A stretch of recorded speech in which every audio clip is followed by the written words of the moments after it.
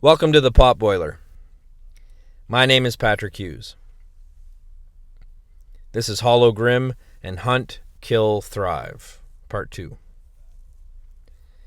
Potboiler is an old term for pulpy paperback genre writing that I think deserves some fresh paint. I hope you agree. Let's do the intro.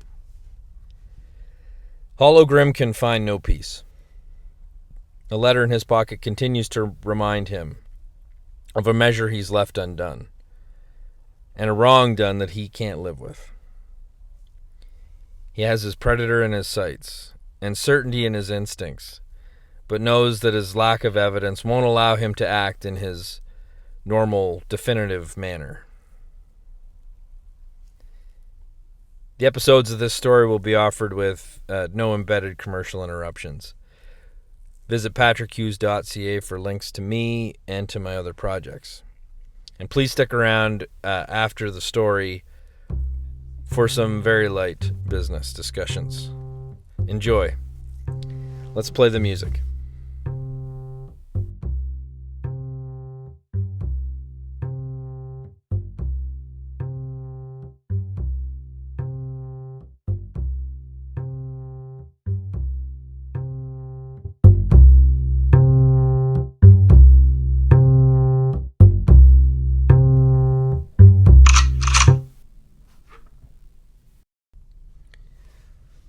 Hollow Grim and Hunt, Kill, Thrive, Part 2.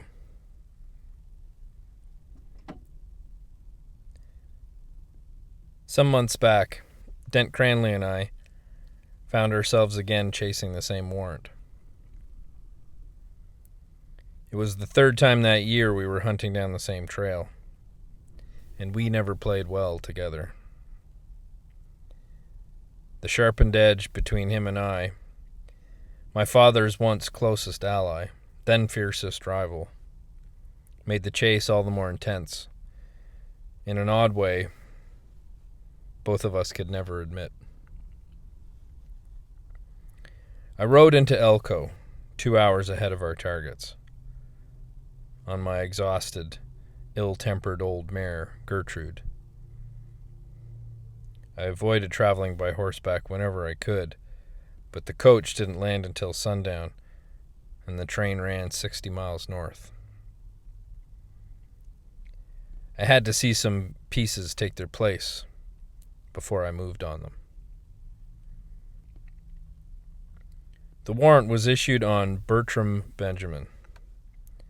After a short career of petty crimes, Bourbon, self-appointed moniker meant to be pronounced like the whiskey, was propelled by his ambition to move forward from nuisance grifter to proper outlaw. He was affable and well-liked enough to inspire a group of impressionable young farm workers to join him. Off they went, late one winter night, on their lucrative adventure. The night their gang was formed around a poker table in a camp near Chester, the regular patrons all recalled the drunken chant of the shabbily dressed would-be high rollers, barely out of their adolescence. Bourbon's band, repeated over and over. The 7 young men and their upstart visionary leader knew they were destined for greatness. 20 days later, Bourbon's band had robbed 4 banks, a brokerage, and 2 mercantile shops, the second of which did not respond kindly to their intrusion and took 2 of the young men down with him in an angry gunfight. From the main northern route west across Nevada, they turned south along the California border. Their demeanor was described as jovial and playful in their first encounters, like merry bandits we'd all read about. That description quickly evolved into desperate, and brutal, as the turn south proved to be unwise. They chose the wrong part of the winter to take the route to Carson City. Not a dollar changed merchant hands in that winter cold until well into April. This followed missteps of inexperience, such as robbing a commodity bank on a Monday morning and choosing to take a general store that specializes in knives. In addition, they poorly strategized the route back north, moving east and west through the wooded areas. They attempted to hide their path, but allowed a couple of impetuous Cartwright agents to get ahead of them and kill 2 innocent bystanders in their attempted apprehension, taking the gang members down to 3 before they fled. In a camp they made a day south of Elko, the remains of the oldest member, like the loser of an argument gone wrong, were found dismembered and burned as close to ash as their campfire could manage. The scene left behind changed the brand of Bourbon's band. Their travels had reached a new phase.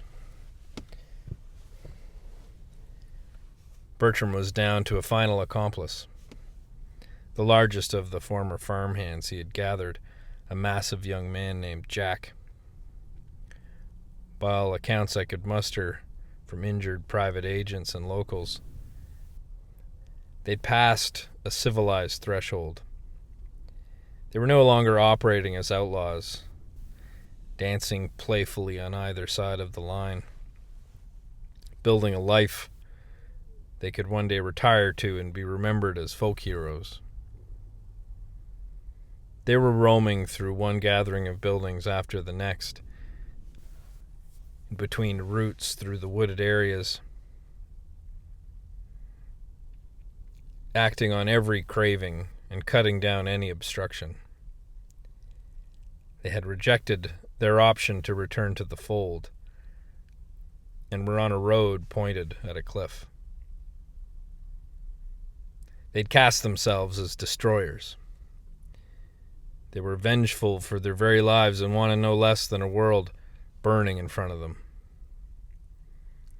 The death warrant was issued by Judge Irving Jameson one day after the campsite was found, when it was clear to be a matter of public good. Dent chose to chase them down. He wanted them to know he was coming and react like cornered prey. From my chosen perspective, I hoped to see how far their humanity had been buried as they entered the town. They wouldn't see fear like everyone else when they saw a dent on their path. I knew they'd only see blood and fire. There's a certain etiquette among lawful killers and their bounty regarding the methods used on the hunt, like a game with a rule book. Regardless of their sordid acts against the public, there's an exhibition of fairness. Guns are fair, ropes are fair, while tricks and traps, poisons and plots are considered somehow unsporting. In a few minor cases, matters were overturned when the fugitive was captured in an unbecoming plot. Dent didn't often have this problem. He was happiest in his brutal simplicity. Elko was soon to experience the outcome of simple, harmful etiquette.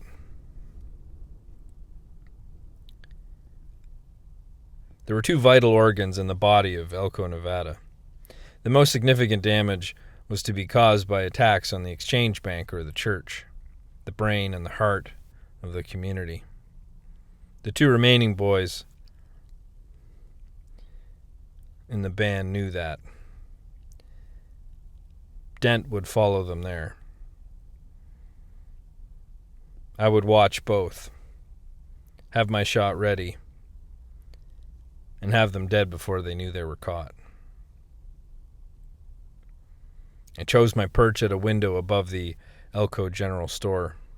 It had a scaffold in the rear wall that would allow me to move quickly if needed. Bourbon and Jack rode in hard at the dusty boardwalk in front of the bank. They didn't bother to tie their horses. Townspeople gathered by the entrance scattered as they charged forward, including an appearance all savage and threatening. They didn't take any time to introduce themselves as the merry showman bandits they once were. They bristled at the scowls they met and dared them to obstruct their paths. Jack got his hand on a young clerk in a nice suit backing away with his hands up, put the butt of his pistol into his forehead and threw his limp body to the ground to make an unnecessary point about dominance and aggression. With less than a handful of words, the bystanders fell into a submissive robbery routine. There were too many around me to make a good shot on either of them. They quickly worked through the bank, with the cash in hand from every wicket and from the safe left wide open, almost completely empty. They stormed out of the bank, bellowing at one another, their guns ready to fire, as Dent rode in and held down the street. Bertram Benjamin, Jack Sweeten, is a duly contracted agent of the Cartwright Agency in the state of Nevada. Acting on an official warrant, I am taking you into custody. This is the last ride for you two animals. Come peacefully, or... Jack didn't wait for Dent to finish, raising his gun in an early offensive. Dent responded with the same courtesy. You know we ain't never gonna... Dent's gun fired before they could react, knocking Jack clear off his feet. I'm fine with that. Jack was in his last moments as he chose to go down angry. The wound in his chest, soaking him instantly in red, had yet to stall his energy. With only rage remaining, he popped up and lurched forward at a group of children herded by their schoolteacher. His first shot hit the dirt before he got a hold of her arm. Her scream radiated through the crowd. His gun came up, cocked and froze as the report of my rifle called out a crack across the air above them. He fell into the spray of red that burst from the side of his head. A second round of screams ran through the men, women, and children as his body hit the ground. All the eyes on them started looking up and about for the origin of my shot, while Dent's stayed fixed on Bertram as he slipped away from behind the crowd into a large building next to the exchange bank with no sign above the door. Dent resisted the urge to shoot, but fired warning shots in the air to stifle excitement. There were too many innocents between him and Bourbon, too many unintended targets. Bourbon looked around for me for a moment as he backed in through the doorway, quickly stormed around inside the building, a large bakery and warehouse, looking frantically for a hostage or a weapon. His search turned to pacing back and forth with gestures of rage I could see through the windows. He looked out the front at the crowd reforming, and Dent waiting at its edge, reloading his pistols. He turned back to the rear door he had just bolted, again considering escape, but turned back to the front. His chest heaved in and out as he reloaded his own pistols and felt around his gun belt for his remaining inventory. He brought a table turned on its side to the window, nodded subtly to himself, and leaned down behind it. He knew he was cornered. It was time for his last act of vengeance against the living world. He began firing through the window at the crowd beside Dent. One man in a suit dropped, then a second, as the crowd again dispersed in terror. Dent moved to his left quickly, firing both guns in return. I waited too long. A small section of my instinct was waiting for him to show himself and offer me a clean kill. He was smart enough to keep his position at the window sheltered from the sniper shot he'd heard earlier. There was only time left for me to be unmerciful. My rifle took aim at the wall just above the largest baking oven. It was a new installation that was fueled by the gas pipeline lighting the building's lanterns. The shot cut a small hole in the pipe that he couldn't detect in the gunfire. The room was quickly filled with flammable, odorless gas.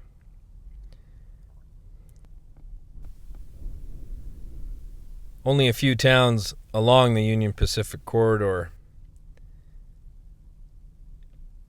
had the luxury fuel piped in.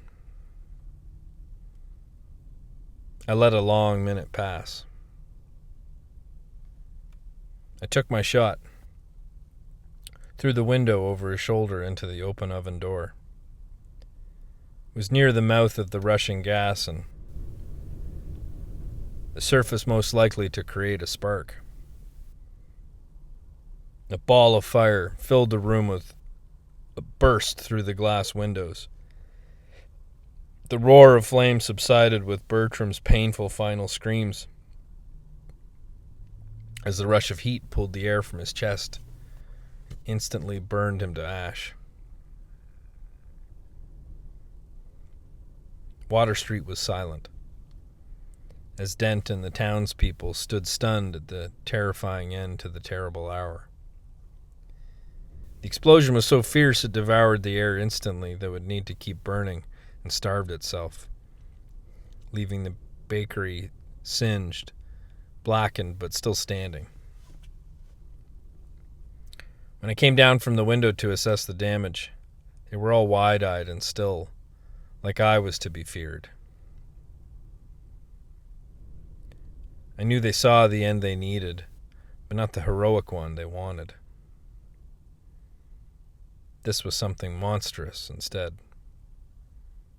Dent Cranley was smiling, enjoying all the fear and hatred they were scowling at me. That was ugly, Grim.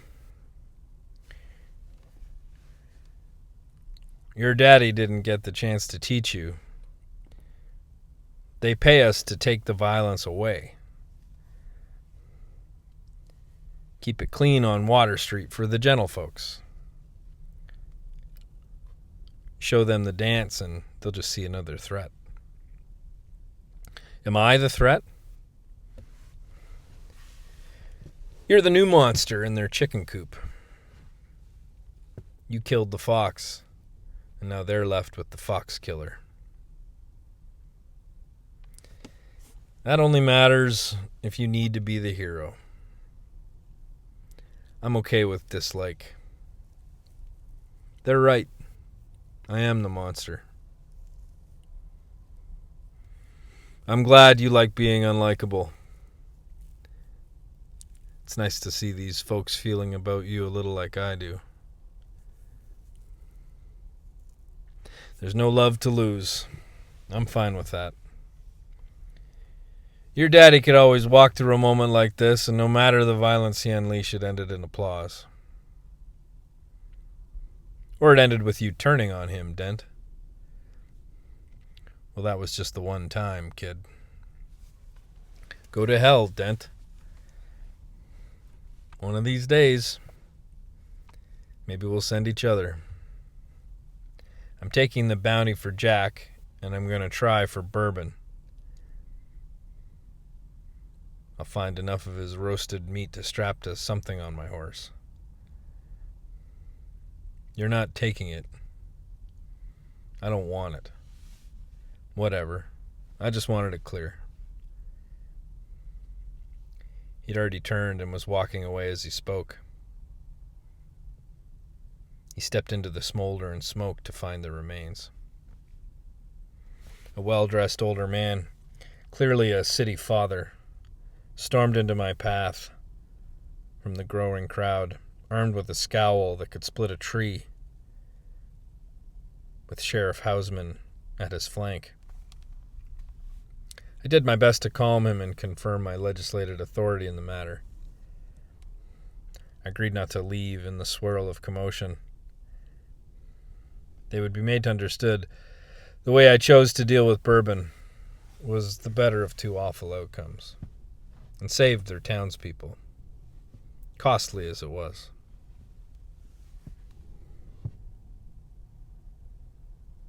The Sunday that followed our previous meeting at the press office started pleasantly enough for Hamish.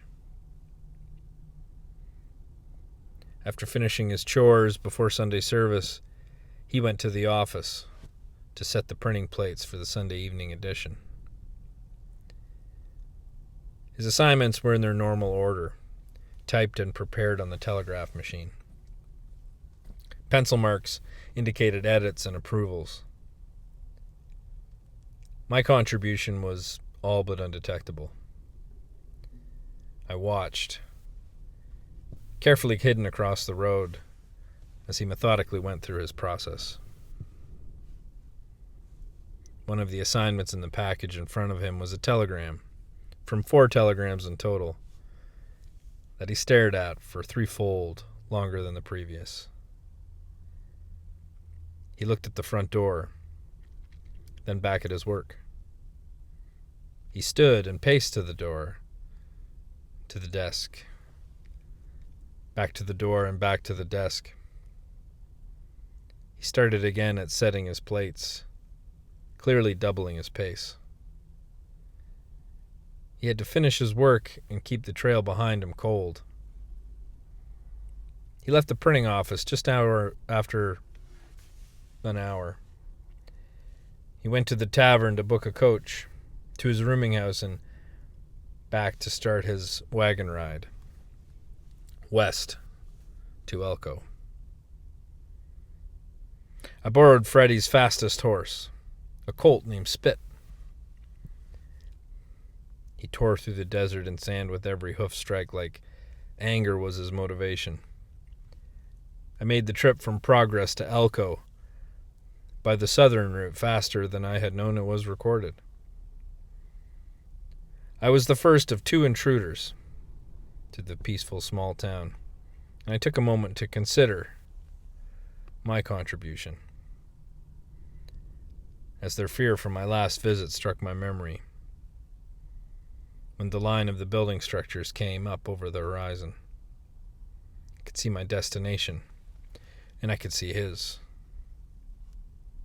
I did my best to set my instinct from man to monster, and think like a new kind of predator about how I would end this.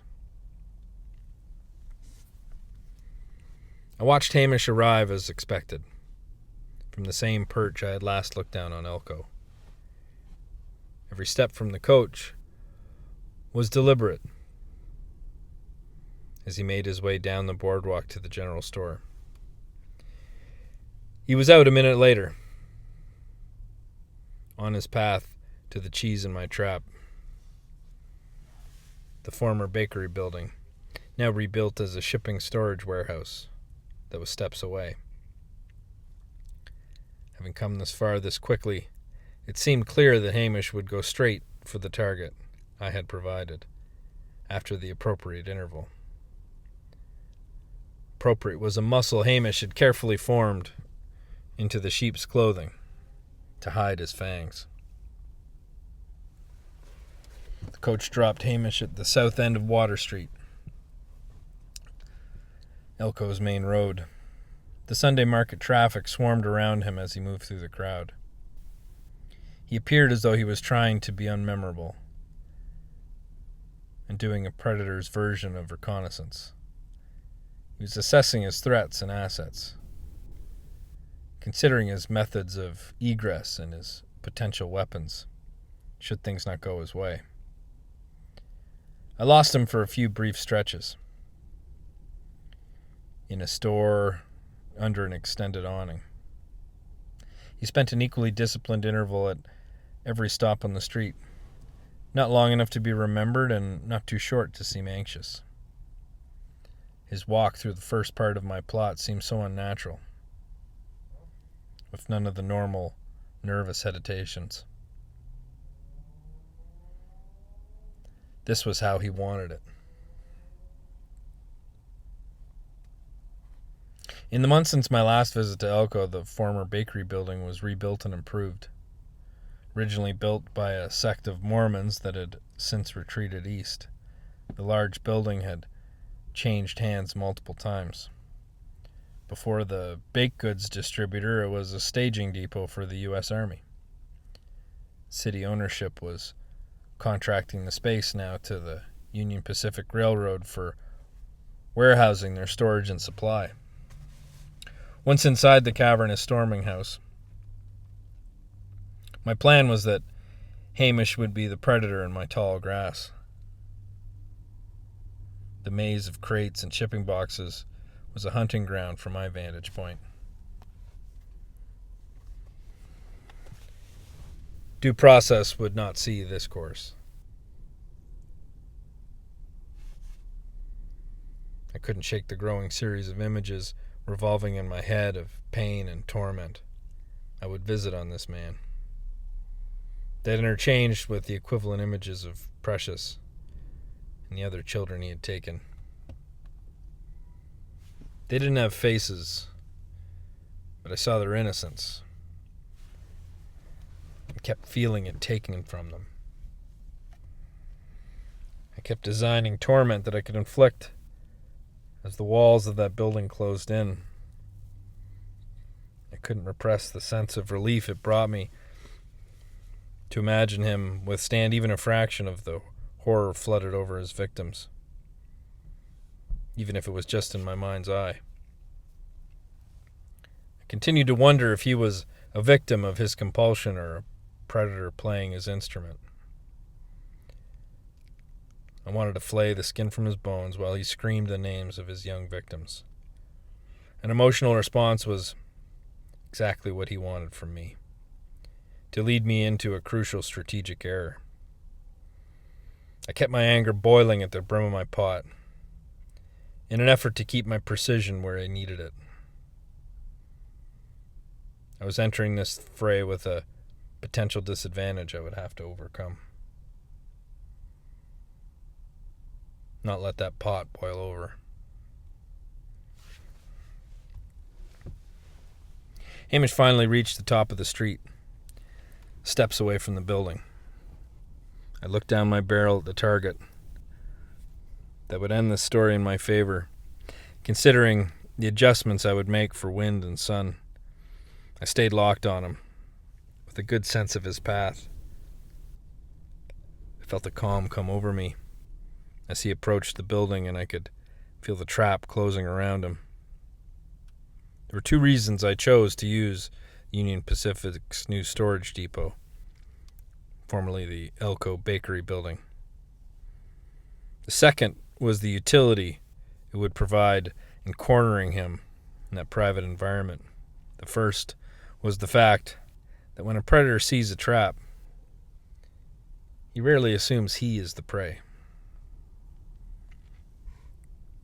The mouth of the street, right in front of the building, Hamish made a quick left turn. My stomach dropped as he crossed over the street and was instantly lost in the crowd. Before I could make a fast and dangerous shot, I cocked my rifle and set my aim on the far side of the crowd, trying to anticipate his exit. And a very precarious aim. He never reappeared. His escape left me the rare sensation of seeing nothing to track. 50 minutes went by in an instant. as my eye went down the line of my rifle, darting to the escape points from which I was expecting to find Hamish emerge. My discipline kept me still, but my mind rushed through the scenarios on every conceivable path. I had to accept that I had lost the upper hand. I was now in a chase, and there was no rational limit I could expect.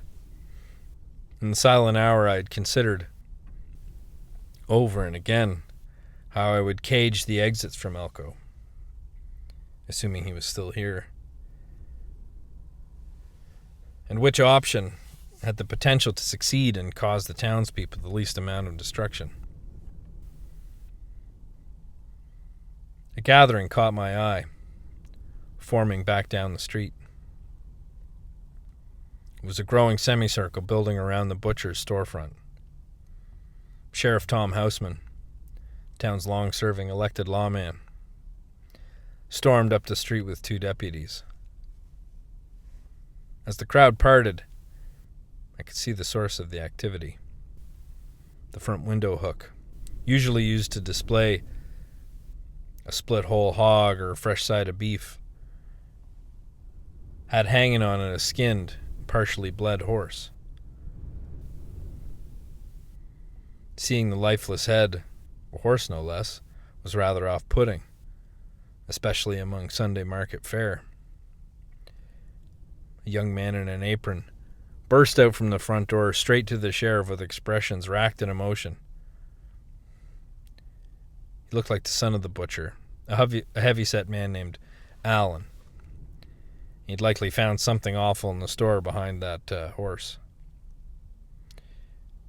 As his animated display parted the crowd somewhat, I got a better look at the horse.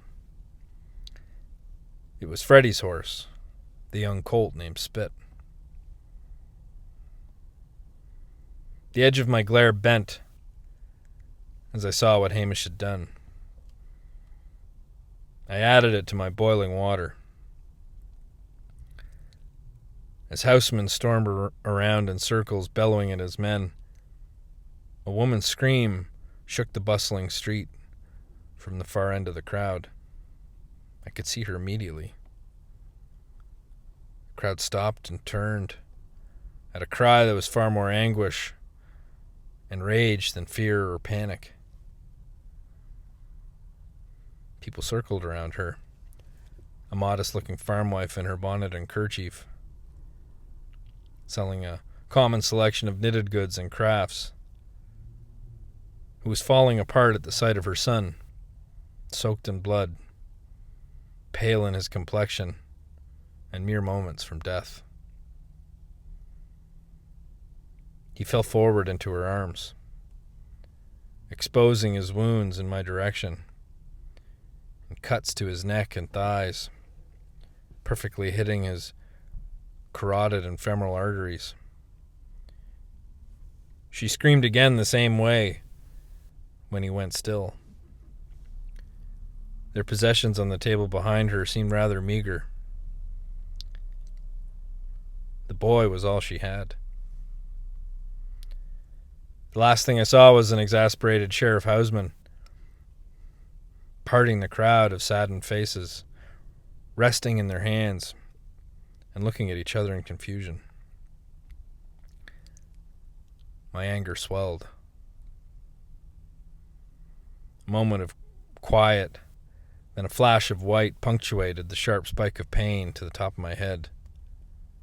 I heard Hamish's voice behind me.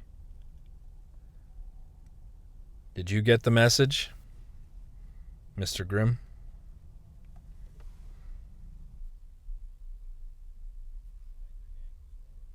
To be continued in part 3.